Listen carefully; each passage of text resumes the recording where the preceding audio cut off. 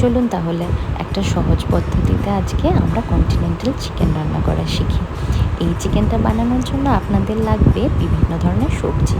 আমি এখানে নিয়েছি 3 ধরনের ক্যাপসিকাম, তার সাথে নিয়েছি 6 থেকে 7টা ছাঁচি পেঁয়াজ, 2টো গাজর, 100 গ্রাম মতো বিনস আর 200 গ্রাম মতো বেবিকর্ন। আপনারা চাইলে এখানে মাশরুমও ইউজ করতে পারেন। সবকটা সবজিকে ছোট ছোট করে কাটবেন, যাতে যখন সেদ্ধ করার সময় আসবে খুব তাড়াতাড়ি সেদ্ধ হয়ে যাবে। আর এর সাথে সাথে আপনার লাগবে 200 গ্রাম মতো বোনলেস চিকেন পিসেস, ওটাকেও ছোট ছোট করে কেটে নেবেন।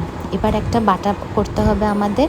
এই বাটাটার মধ্যে থাকবে 20টি কাজু, 10টা কিশমিশ, 1 টিস্পুন পোস্ত আর 2টো কাঁচা লঙ্কা। আর তার সাথে সাথে লাগবে আমাদের ফেটিয়ে রাখা টক দই। আমি এখানে 100 গ্রাম মতো টক দই নিয়েছি। এবার একটা কড়াইয়ে আপনি তেল গরম করে নিন। আমি এখানে রিফাইন্ড অয়েল ইউজ করেছি।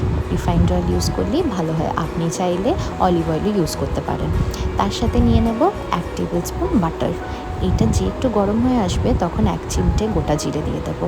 গোটা জিরেটা দেওয়ার পরই আমাদের দিয়ে দিতে হবে আমাদের কেটে রাখা সবজিগুলো দেওয়ার পরই আপনি দেখবেন একটু একটু জল ছাড়তে শুরু করেছে, তখন দিয়ে দিতে হবে আমাদের কেটে রাখা চিকেন পিসেসগুলো। আপনি দেখতেই পাচ্ছেন যে আমি কি ছোট ছোট করে চিকেনগুলো কেটেছি, এটাকে এরম সাইজেরই রাখতে হবে। তার সাথে সাথে দিয়ে দেবেন আপনাদের স্বাদ মতো নুন। এবার নুনটা দেওয়ার পর ভালো করে কিন্তু আপনাদের এটাকে মিশিয়ে নিতে হবে। এই সময় বেশি নুন দেবেন না, কারণ নুনটা দরকার পড়লে পরেও আপনি অ্যাডজাস্ট করতে পারেন। দেখুন আমি এখানে সুন্দর করে সবটা মিশিয়ে নিচ্ছি।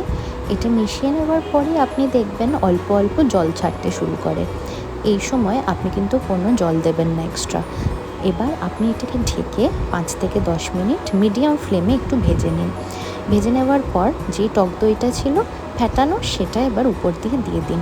ফ্যাটানো টক দইটা দেওয়ার পর আবার কিন্তু আমাদের ভালো করে পুরোটা মিশিয়ে নিতে হবে। একবার মিশিয়ে নেবেন, তখন দেখবেন আরও জলটা ছাড়তে শুরু করে। এই জলেই কিন্তু আপনাদের সবজি অনেকটা সেদ্ধ হয়ে যাবে। আপনারা এক্ষুনি দেখতে পাবেন যে কতটা জল ছেড়ে দিয়েছে এই সবজির থেকে। এই জলটা যে এমনি ফুটতে শুরু করবে, এই সময় আমাদের দিয়ে দিতে হবে যে কাজু বাটাটা করেছিলাম। কাজু বাটাটাও উপর থেকে ভালো করে দিয়ে দিন। আর মিডিয়াম ফ্লেম রাখবেন এই সময়টা। হাই ফ্লেম করলে কিন্তু নিচে লেগে যাওয়ার সম্ভাবনা থাকে। তো আপনাদের মিডিয়াম ফ্লেমে এটাকে ভালো করে আবার মিশিয়ে নিয়ে এটাকে ঢেকে এটা ফুটিয়ে নিতে হবে। ফুটিয়ে নেওয়ার পর আপনি স্বাদ মতো ব্ল্যাক পেপার দিয়ে দিন। আমি কিন্তু বলবো বাড়িতেই গুঁড়ো করে নেওয়াটা বেশি ভালো, দোকান থেকে কিনে আনাটা অত ভালো হয় না। এবার ভালো করে নাড়াচাড়া করে আবার মিশিয়ে নিন।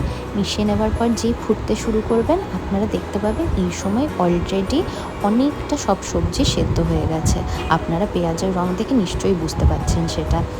এবার একটু গরম জল আপনাকে আন্দাজ মতো দিয়ে দিতে হবে উপর দিয়ে। তারপর স্বাদ মতো চিনি আর ফ্রেশ ক্রিম। আমি এখানে ইউজ করেছি আমুল ফ্রেশ ক্রিমের, আর এখানে 100 গ্রাম মতো ইউজ করেছি। এবার আপনারা যদি অনেকটা বেশি বানান তাহলে পুরো প্যাকেট ইউজ করতে পারেন, আর নহলে আপনি একটু কম ইউজ করতে পারেন। এবার এটাকে নাড়াচাড়া করলেই আপনি দেখবেন কেমন ঘন হতে শুরু করবে। গ্রেভিটা যেই ঘন হয়ে যাবে তখনই জানবেন যে আপনার রান্না কিন্তু একদম রেডি। এটা কিন্তু তারপরে আপনি পরিবেশন করে দিন। এটা খুবই ভাল লাগে টোস্টেড ব্রেড উইথ বাটারের সাথে। আপনারা কিন্তু নিশ্চয়ই ট্রাই করবেন। আরও এমনি ইজি আর খুবই তাড়াতাড়ি হয়ে যাবে রেসিপি জানার জন্য do like, share and subscribe. Thank you.